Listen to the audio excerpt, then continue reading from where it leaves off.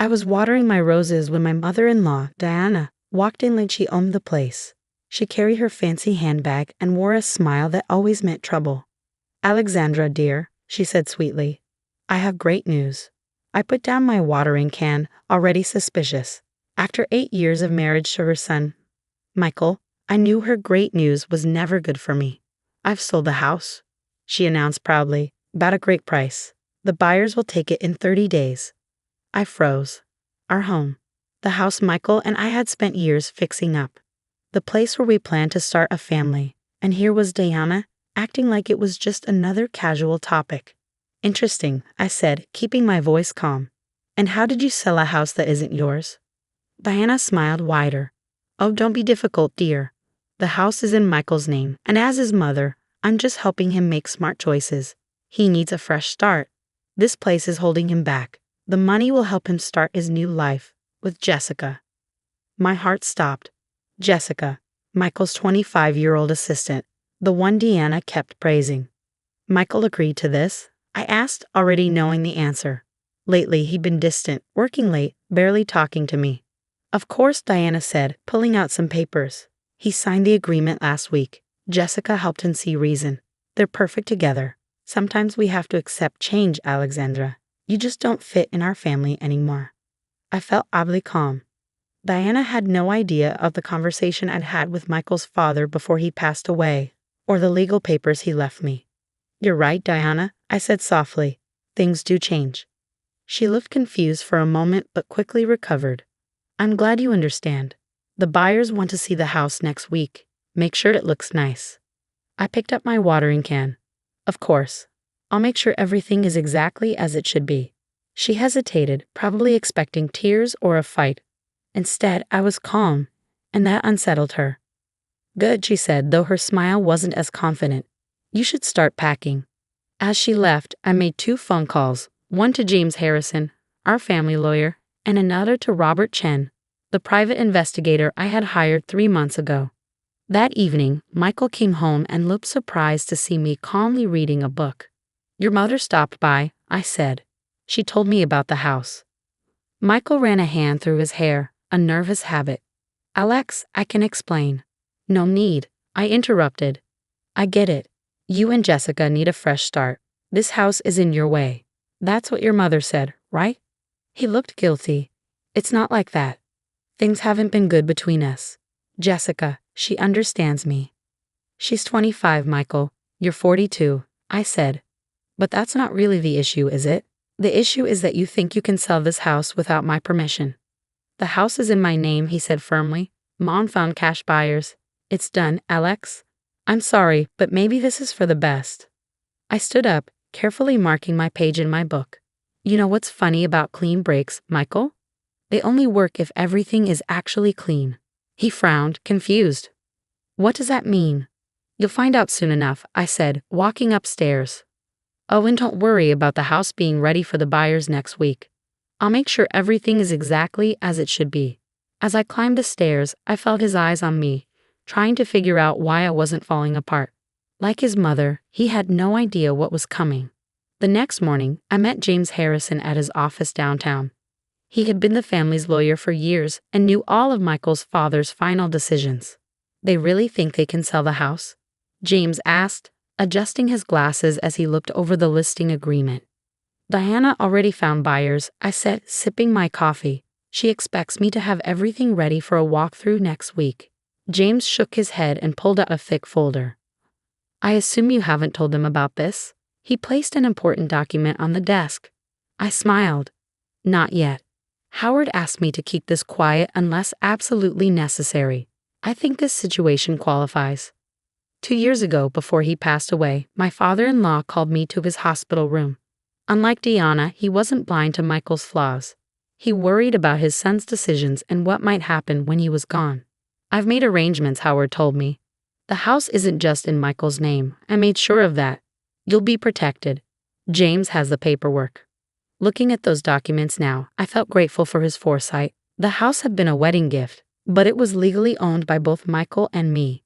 That meant Michael couldn't sell it without my consent. Diana's listing agreement was worthless. James picked up his phone. Should I call Diana's real estate agent now, or do you want to let them carry on a little longer? I thought about Diana's smug smile and Michael's betrayal. Let's wait, I decided. I want to see what else they try. That afternoon, my private investigator, Robert Chen, sent me his latest report.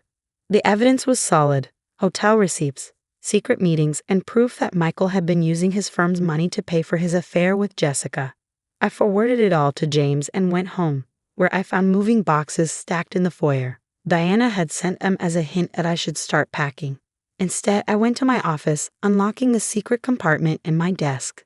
Inside were the most important papers: the house deed, Howard's letters, and the USB drive containing Robert's findings. Diana might control people with lies and manipulation, but I had something stronger: facts and legal truth. That night, Michael came home late, smelling like expensive perfume.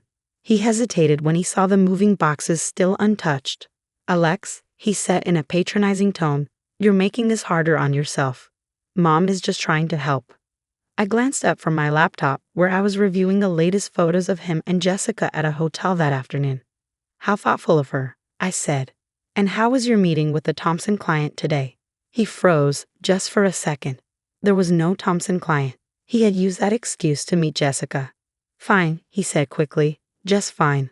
Look, about the house." "Don't worry about the house, Michael," I cut him off. "Everything will work out exactly as it should." His eyes narrowed. "What does that mean? Why are you so calm?" I closed my laptop and met his gaze. "Your father taught me a lot before he passed. He understood people. Marriage. Trust." Michael shifted uncomfortably. Howard had always seen his weaknesses and had tried to make him a better man. In the end, he had planned for the worst. "Dad's been gone for 2 years," Michael muttered. "This has nothing to do with him." "You'd be surprised," I said, heading upstairs. That night, I remembered Howard's last words.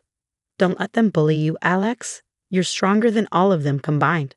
Back then, I didn't fully understand what he meant. Now I did. The next morning, Diana arrived unannounced again, this time with the buyers.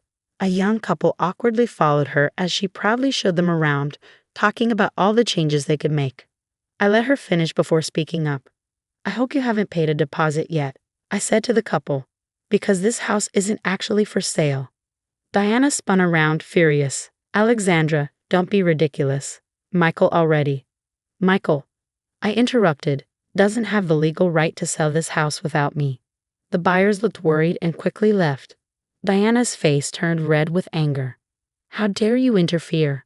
This sale is what Michael needs." I smiled, thinking of the documents safely in James's office. "No, Diana. What Michael needs is to learn that actions have consequences. And trust me, those lessons are just beginning." The following Monday, I sat in James Harrison's conference room, watching Diana and Michael's faces as they processed what the lawyer had just told them. The color had drained from Diana's face, while Michael kept shaking his head in disbelief. "This can't be legal," Diana sputtered, her manicured fingers crumpling the property deed James had placed before them.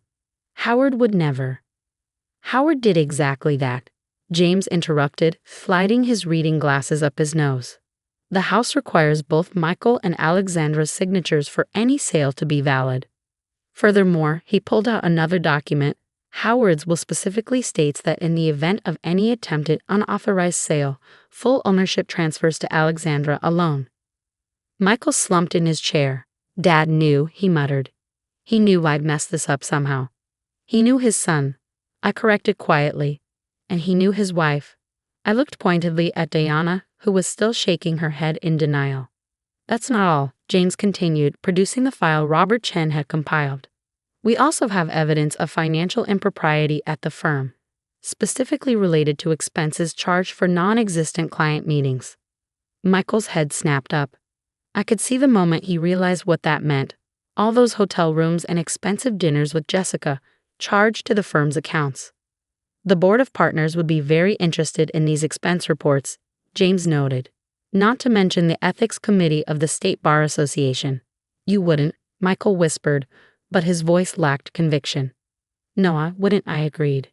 "Not if you agree to my terms." Diana tried to rally. "Terms? You ungrateful." "Quiet, Mom," Michael cut her off, surprising us all. For the first time, I saw real fear in his eyes. What terms, Alex? I laid out my conditions clearly. First, you'll sign a quitclaim deed transferring the house entirely to me. Second, you'll agree to an uncontested divorce with a fair division of our other assets. Third, I turned to Diana, you will never again interfere in my life or my property. And if we refuse?